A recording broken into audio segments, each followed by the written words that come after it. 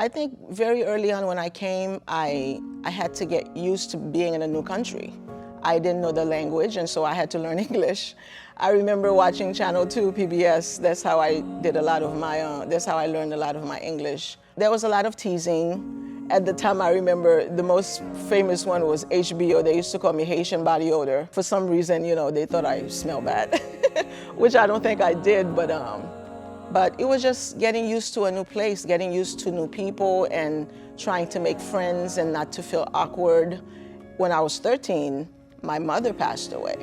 And so that again was very difficult because it was just me and my dad, and he did the very best that he could, but he was not the kind of person that showed love outwardly. And so although I know he loved me, it was just not something I heard very often. My mom not being around, being 13, just becoming a teenager and needing that guidance, and that was very difficult.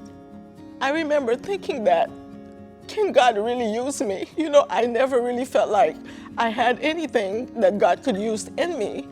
And so when I started coming to Hope, I got involved, and I really just see that I really do have a call, and God really can use me. And I'm in a community where my leaders, they see that call, and they encourage it, and they push me to really be all that God has called me to be. You know, as women, we know when we love. We know when we're loved, and we know when we're being tolerated. And I'm not tolerated here. I'm celebrated here. And so in terms of my marriage, God has really helped me to see James through his eyes and to love him for the man that he is. And he is a great father, he's a great husband, a great man of God. I truly do believe that my purpose and my destiny is tied to Hope.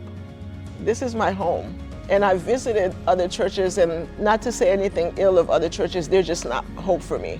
They're not home. Hope is home. My name is Francesca Fraser, and this is Hope.